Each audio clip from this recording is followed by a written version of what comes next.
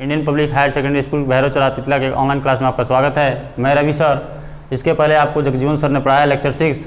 आज हम लेक्चर 7 पढ़ेंगे, जिसके बारे में दिया है बीजी व्यंजक पढ़ेंगे। सेकंड चैप्टर आपका इसमें दिया है, इसका सेकंड चैप्टर आपका है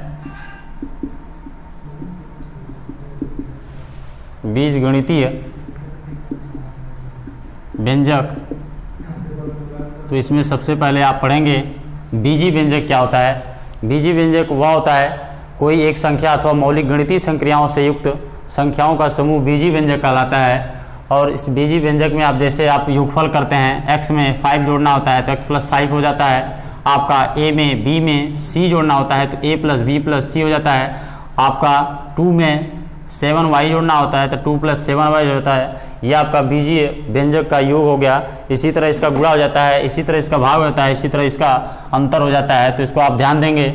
इसके बाद आप पढ़ेंगे प्रश्नावली 2.1। प्रश्नावली 2.1 आपका फर्स्ट क्वेश्चन दिया हुआ है कि निम्नलिखित कथनों की सहायता से बीजी व्यंजकों को बनाइए। इसमें फर्स्ट क्वेश्चन का पहला पार्ट दिया है कि x के 2 गुने से 6 कम है। आपका फर्स्ट पार्ट का इसका ए दिया है कि x के 2 गुने से, यानी x कोई संख्या है, इसका 2 गुना कीजिए और इससे 6 कम कीजिए।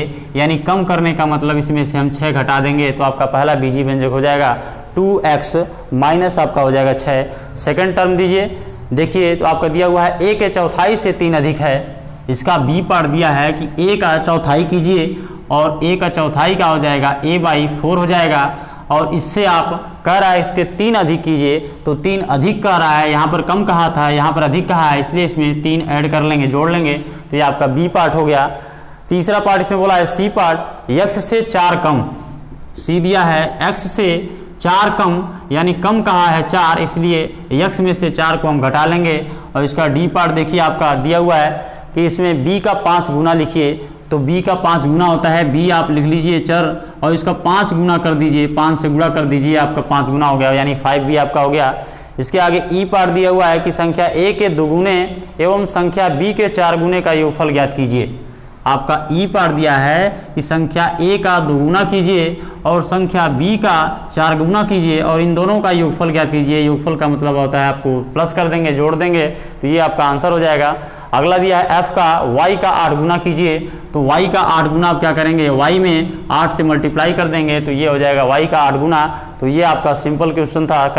सेकंड क्वेश्चन आप देखेंगे कि एक त्रिभुज की तीनों भुजाओं का योग x इकाई है। यदि उसमें से एक भुजा आपका दिया हुआ है 3a है और दूसरी भुजा आपका दिया हुआ है b/4 है, तो इस त्रिभुज की तीनों भुजाओं की माप बताइए।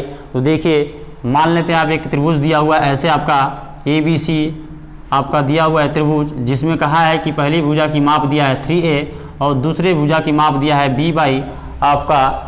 b/4 दिया है। इतना आपका इकाई ध्यान देंगे, कुछ न कुछ इसका यूनिट होता है तो इसलिए इकाई लिख दिया है। और कह रहा है कि तीसरी भुजा की माप अगर नहीं दिया है तो तीसरी भुजा की माप बताइए। और यहाँ पर तीसरी भुजा मान लेते हैं माना, यहाँ क्वेश्चन मान लेंगे माना तीसरी भुजा हम y मान लेते हैं, y इकाई।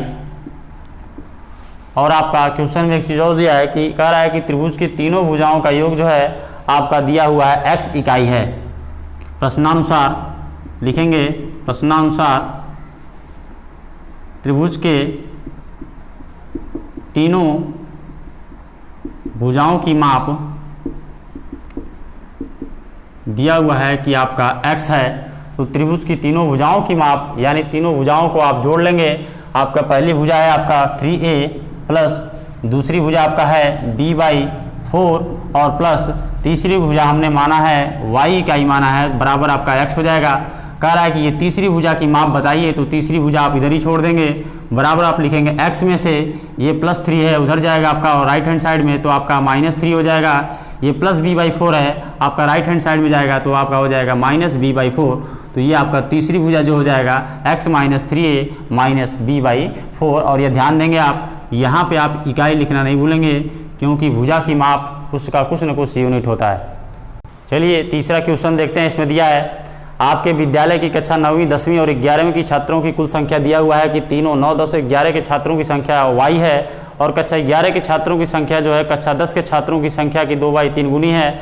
यदि कक्षा 10 में Z छात्र हों तो कक्षा 9 के छात्रों की संख्या बताना है। तो यहाँ पर देख लेंगे ध्यान से, मान लेते हैं माना 9वीं के छात्रों की संख्या, माना 9वीं के छात्रों की संख्या मान लेते हैं x हैं, 9वीं में पढ़ने वाले छात्र आपके x हैं, और क्वेश्चन में आपका दिया हुआ है कि 10वीं के जो छात्र हैं, 10वीं के छात्रों की संख्या, 10वीं के छात्रों की संख्या आपका दिया हुआ है Z। तो यहाँ पर प्रश्न में और दिया है 11वीं के जो छात्र हैं, 11वीं के जो छात्र हैं, छात्रों की जो संख्या है, और प्रश्न में कहा है कि 11वीं के जो छात्रों की संख्या है वो 10वीं के छात्रों की संख्या की 2/3 गुनी है।